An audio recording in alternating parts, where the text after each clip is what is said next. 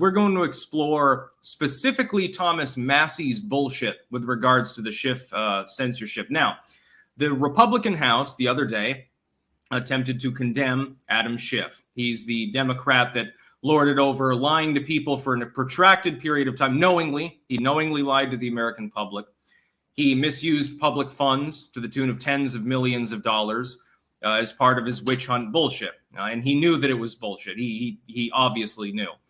They attempted to censor him. So effectively, it's a smackdown. It's saying you did wrong, and we recognize that, and we're officially chastising you. That's all it means. There was a fine associated with it for $16 million, which, by the way, is far less than Adam Schiff wasted on his committee at the time going after Donald Trump.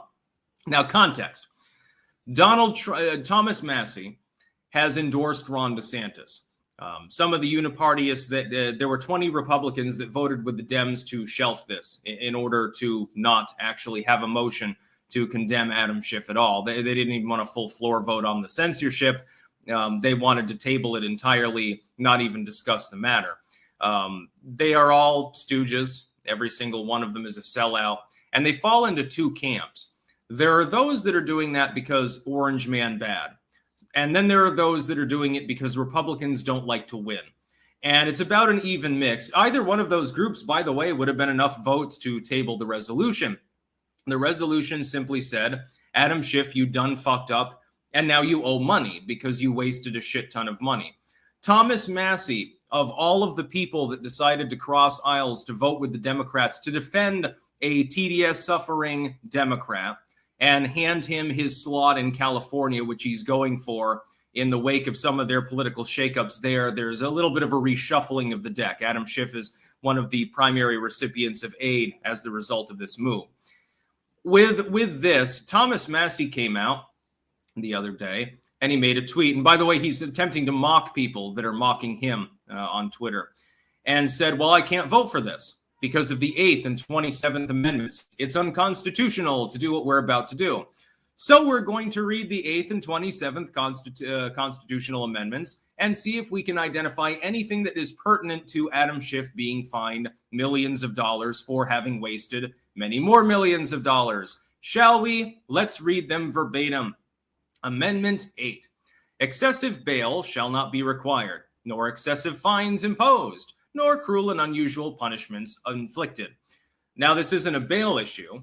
It's not an issue of cruel and unusual punishment. It's a fine that we're talking about. So those parts of the amendment clearly don't have anything to do with it. The part that Massie seems to be referring to is excessive fines. Well, you're trying to fine him $16 million. Well, his net worth isn't that high, so you can't do that. It's an excessive fine. Firstly, this is an act of Congress upon a sitting Congress member. So that's different from the excessive fines that the judiciary could potentially hand out. So you've got that nuance. We've got to keep that in mind. Secondly, I looked back through Thomas Massie's past on Twitter. I did an advanced search. I didn't see him say one mumbling fucking word when Alex Jones was fined 1.5, not million, but billion dollars for talking about the Sandy Hook families. I see no mention of him complaining about excessive fining or bail in literally any other case. I couldn't find a single example. I ran through multiple iterations of search. I can't find anything. So Adam Schiff, again, a Democratic member of Congress who lied flat out and objectively to the American people. It is beyond the pale and unconstitutional under the 8th Amendment to fine this individual while at the same time the judiciary and or Congress has fined other people inordinate sums of money far beyond their actual net worth over and over and over again. Now, on one token, I will agree with Massie. Fining in civil cases in the judiciary sense, of course, this is a legislative sense. Again, there's the nuance. It's therefore a little bit more vague as far as the constitutionality of the fine. Yes, absolutely. There is excessive fining that goes on. People are routinely ruined and bankrupted by the government all the time for even minor things. That's true. Thomas Massie's not wrong. Why is it that all of a sudden when it's Adam Schiff, then it's when you speak up? When it's supposedly a member of the opposing party and you're supposedly a principled conservative, whatever the fuck that means. It's because Thomas Massie has decided that his TDS is so bad, Orange Man's so bad, what he doesn't want to do is solidify a congressional vote to punish Adam Schiff, because the reason why Adam Schiff was lying was because he wanted to go after Orange Man.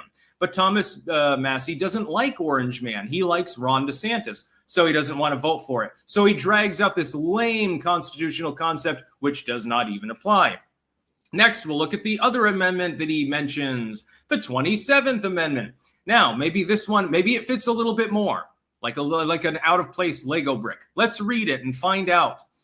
No law varying the compensation for the services of the senators and representatives shall take effect until an election of representatives shall have intervened. So in other words, Congress can vote itself a raise, but the raise can't come into influence until the next iteration of Congress. You have to have an election in between. What the fuck does that have to do with fining a member of Congress? The fine doesn't affect their salary. He's still getting his salary. He's still getting paid. He's just been fined on top of that salary for lying to people.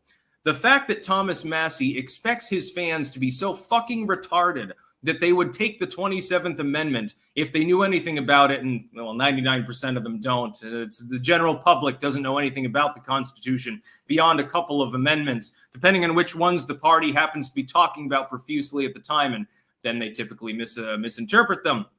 And the problem is that it has nothing to do with the issue. Nowhere in the 27th Amendment does it say a member of Congress cannot be fined. How would you even materially punish a member of Congress if the 27th would cover such an issue? If Congress can't even condemn an individual and say, look, you lied, you wasted a bunch of money, we're censoring you, we're fining you. If you can't even fine the individual, then short of committing a violent felony and ending up in actual prison, how could a member of Congress possibly face any repercussions for anything that they do? Well, quite clearly they couldn't. Thomas Massie is being disingenuous. He knows that these amendments have nothing to do with the vote that he just took part in. He's doing that for cover. He's pretending to be a strict constitutionalist. The 8th and 27th won't allow me in good conscience to vote for this censorship movement. But it has nothing to do with what you're being asked to do. Adam Schiff lied to the American people and deserves to be punished. What I would ask Massie this, if I had him for 5 minutes, I'd ask him one thing. If the resolution were readopted, absent the fine, and it was just a condemnation and a censure in the normal sense, or if the fine was significantly reduced, so it was below his net worth or whatever arbitrary bullshit you're pulling out of your ass right now, would you vote for that? I have even odds that he wouldn't, because he wouldn't want to put his name to a vote that seemed like he was defending Orange Man. That is exactly what this is about. Thomas Massie is running cover for Ron DeSantis because he does not like Donald Trump, and for no other reason would he possibly defend Adam Schiff of all people. So the motion did fail. It fell short because 20 Republicans decided to join with the Democrats. Normally, when things are bipartisan in nature, they're not a good thing. Bipartisanship in the old days was a good thing. Okay, the two parties have come together. They realize something's necessary. They're trying to establish some sort of civic ideal, some sort of infrastructure, something that's meaningful. Over the last roughly 50 years, when there is a bipartisan compromise, usually it's pig in a pokery. It's the Patriot Act or infrastructure law or something like that. It's the budget that was just passed by Kevin McCarthy and by the Democrats. It's a pig in a pokery. It's a pile of bullshit that under normal circumstances, no reasonable person would support, but you do brinksmanship until it's right down to the line, and then you pass it in the dead of night. With this, with the Adam Schiff rebuke, it is the same thing. The Republicans that have crossed the aisle aren't doing that because it's unconstitutional. Well, we just can't do it. No, it's because some of you want to lose, some of you are afraid not to lose, and some of you, like Thomas Massie, are dunderheads and you're being malevolent. Thomas Massie is in the malevolent crowd as far as this bill goes. He can't possibly in a million years explain how either of the amendments he explicitly invoked have anything to do with Adam Schiff, because they don't. His salary is unaffected by being fined. $16 million is a fine. Oh, my goodness, if that is a excessive fine and unconstitutional, where have you been for literally years that you've been in Congress with regards to similar excessive fining of private individuals, especially of influencers and political activists? Nowhere to be found. You said absolutely nothing about it. You have lifted not one finger in those cases, but all of a sudden you're willing to bow down before George Washington's statue and a crying eagle because it's unconstitutional that Adam Schiff should suffer, even though you have objective proof that he lied to the whole population for several years running. And he knew that he was lying. So Thomas Massie, well, I had some respect for him before.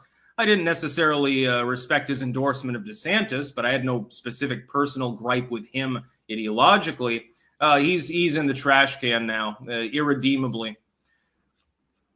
I mean, come on, where do you get off even talking about the Constitution in the context of fining a person? You're not a member of the judiciary. You don't determine what an unfair fine is. SCOTUS does. You're a member of the legislature. That's not even within your legal purview. You're not you're not the one that needs to interpret what is or is not constitutional.